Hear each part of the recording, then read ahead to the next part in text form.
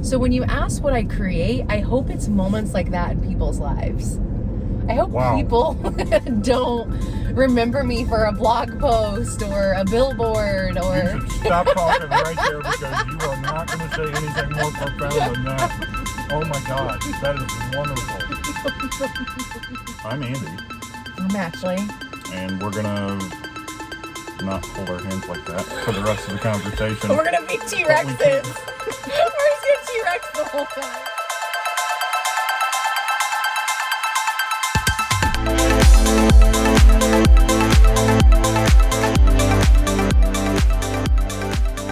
If you feel good, if you feel pretty, God damn it, you do it. You know,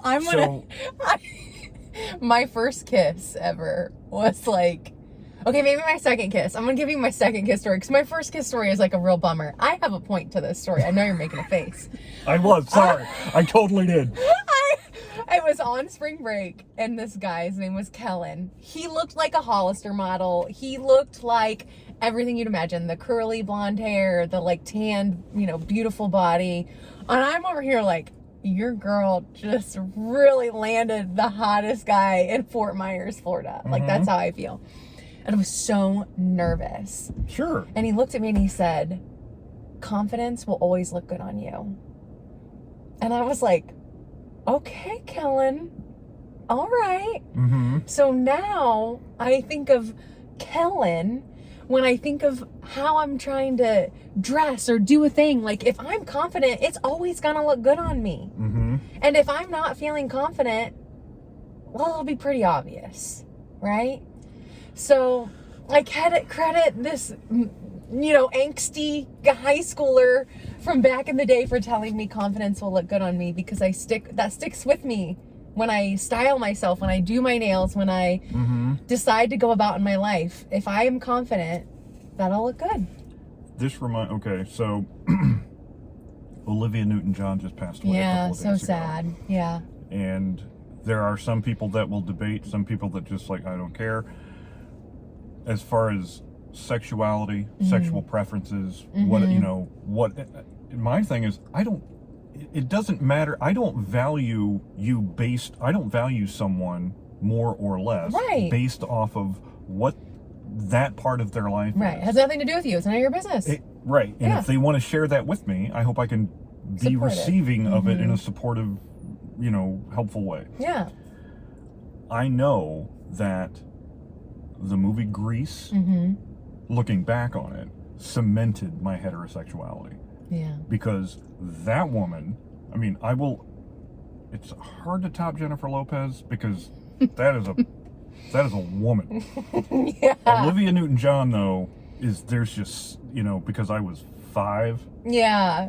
So this is going to connect to Kellen, though. Oh. Okay? So the movie Xanadu. Unfortunately, this story doesn't end with me kissing Olivia Newton-John. But in the movie Xanadu, which is terrible, but I love it. Okay. She's a muse. She is one of Zeus's 7 muse daughters, or whatever the vehicle is. It's just roller skating and ELO is all that it is, and it's fine and it's great. But it's possible that Kellen isn't a real person. He's just an energy in the universe as a muse going around. You know what? Confidence looks good on you. And then boom, he's gone. On to the next person. Oh, for sure. I never saw this guy again. Right? Because you're so young and formative, and for whatever reason, even if it's just you're in the 9th grade and they're in the 12th grade, you think they've got some earthly wisdom that those 3 years brought, which they don't. They're just closer. They can drive. Right. They can maybe buy cigarettes. You know? But we need those people in our lives.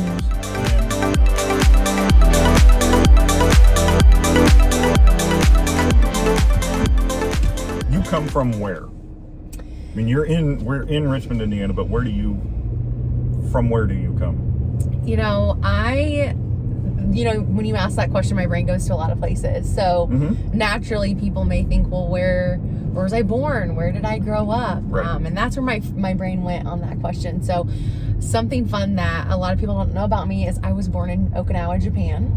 My dad was active in the Marines at the time. my parents got married very young. So my mom was actually in high school when she got married and had me. So this, you know, in the late 80s is when I was born. So, you know, she traveled to Japan while she was 7 months pregnant, and I was born there. And we came back, and I've basically been a Hoosier most of my life. So lived in a small town community most of my life. Very familiar with Indiana.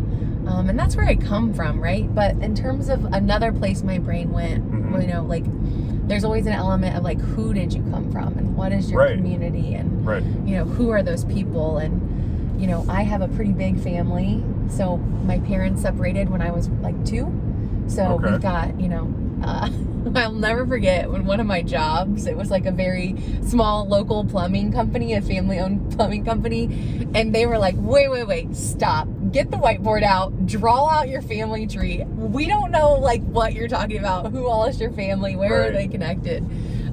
So in some ways I feel like, you know, my maiden name was Bedwell, and so instead of the Brady Bunch, it was like the Bedwell Bunch, and we were just kind of all, you know, different ages, and I think coming from a big family and being the biggest sister of a big family in that way says a lot about who I am. Define a good day for you, a successful day.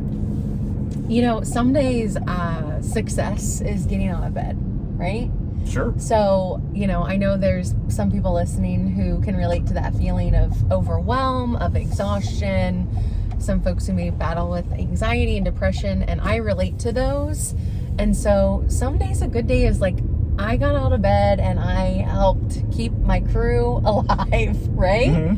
But on the other end of the spectrum, a good day is when I can be creative. I am my best self when I am creating something. So I, you know, as the dip of the sadness is there, it's because I'm a deep feeler. I'm a highly sensitive person. That means I'm sensitive to, you know, the noises, the environment that I'm in. I'm sensitive to, you know, emotions from you. Like if I were in a room with you, I might be able to say, oh wow, Andy looks like he's, you know, tightening up. He might be nervous. Maybe I should, you know, pull him aside and grab a snack for him. That's a little bit of the older sister energy, right? But it's also the awareness energy that I have. So I use that energy now for good to understand how can I create, you know, content, stories, experiences, conversations that are relatable to a lot of people, no matter, you know, where they are in their day and their journey in life. That's where I get a lot of my excitement and energy, is through that authentic storytelling.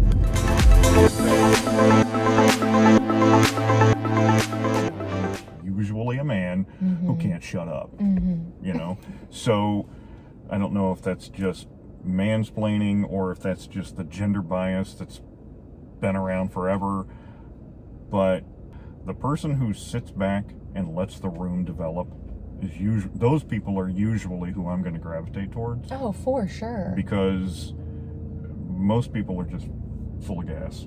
If you look at the science, if you're in a room of 8 people, whether it's in person or virtually, 3 of those people will do the majority of the talking. And when I say the majority, I say 80%. So the science tells us that it's typically, to your point, going to be a male, but it could also be the most senior person in the room if they're not aware and they're not reflective.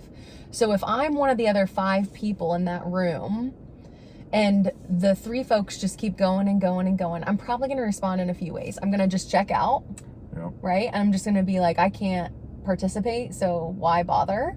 I'm going to let my opinion shift based on how those people are speaking as the other alternative. Your opinion of them? Of the topic. So we've also know through science that if the most senior person in the room says something and I have a belief, but I wasn't invited to speak first, even though I may be one of the most junior people in the room, then I will say, oh, well, Andy is a VP and he said this, so maybe I'm wrong and I'm just going to go with Andy. So by the time that the vote comes around, or the, hey, do we like this, do we not like this debate, I might shift toward you because you did the majority of the speaking and you are considered as more senior than me. So, and in this understanding and this dynamic, what good leaders will do is they'll create space for everyone to share something. So something that I do is like a North Star exercise where I can get people talking and in the same direction in the front of the meeting. This may be silly as an icebreaker. The other day I did one that was like, all right, imagine we're at the office. You can have any beverage that you want. No questions asked. What are you drinking as you're having a conversation with me? And I was like, McAllister's tea. I want McAllister's tea all day long, right? Mm-hmm. I saved that for other people to go first, but I knew what my answer was, and I let other people go. Right. And you start to see commonalities, and now everyone in the room has spoken once, and that's enough. Right. That's enough. And then, yes, it is. and now I've got them engaged in one level. But I'm hopeful that more leaders will become aware of their impact. If they have these conversations and they understand, and they also say, you know, Ashley, I noticed you haven't really had a chance to speak up yet. It's okay if you want more time to reflect. Right. And I will honor that. You can follow up. If you have good ideas, we'd love to hear them because we value your voice. That's a different connotation than what I've experienced sometimes, which is like, why are you being so silent on this call? You need to speak up. Yeah. And so those two outcomes are the same. They want me to speak up, but it's the delivery. So I think we have a lot of work, you know, to do around packaging how we speak to people. There's, well, one, all of this, everything you just said makes me think you're going to do really well with improv. Oh. Because I am having nightmares. It's so much of it is when it works the way it's designed to, which is not always, you're listening. You are accepting. Yes. You know, the improv code in some respects is always say yes. Yeah, yes, and, right? Yes, and. Yeah. But it's about listening. It is about accepting, and you can say no. Yeah. In like, we had this great scene one time in a rehearsal with David Jetmore and Jared Adamson, and they were just, you are mugger and victim for whatever. Okay. I hate the word victim, but that's what, one of you is getting mugged. Okay. By the other. And Jetmore says, give me your wallet. I don't have a wallet. Give me your phone. I don't have a phone. Give me your watch. I don't have a watch. And it was no. Yeah. But what we've learned is, don't bring a choice into a conversation that derails the energy. Yeah. So you can say no.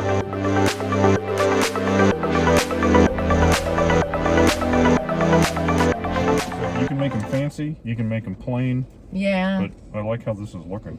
I love burgers in general, you know? Like, sign me up for burgers all day long. That's it. Mm-hmm. Right there. Mm-hmm. Now we're in business. No, I love your idea, though, of eating and talking.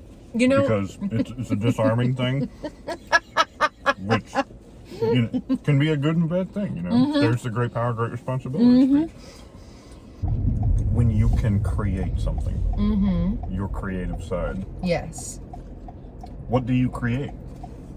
So, you know, at my core, what I believe as a human, and people often ask, what do you do? That's like, you go to any event and people say, what do you do? Andy, what do you do? Right.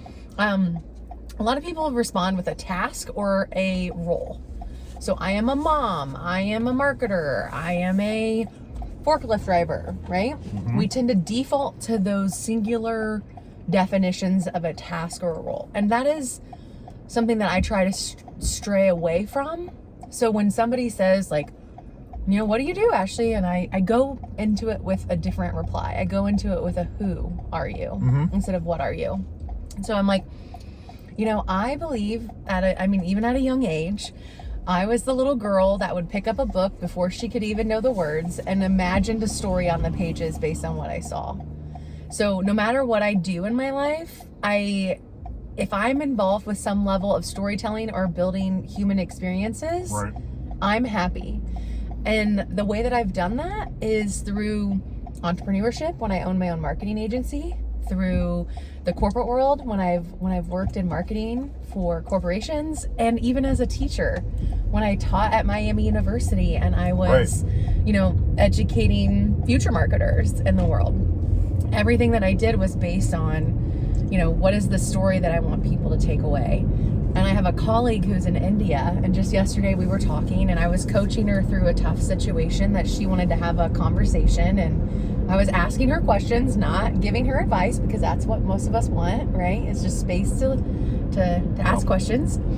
And she said, Ashley, I just hope you know that when you talk, the world listens. And it was like the kindest, cutest, most beautiful thing anyone has said to me. And it was just the two of us. It was just the confines of our own space. And she felt like this conversation was so valuable to me that I feel like the world would have benefited from it. So when you ask what I create, I hope it's moments like that in people's lives. I hope people don't remember me for a blog post or a billboard or... You should stop talking right there, because you are not going to say anything more profound than that. Oh my God, that is wonderful.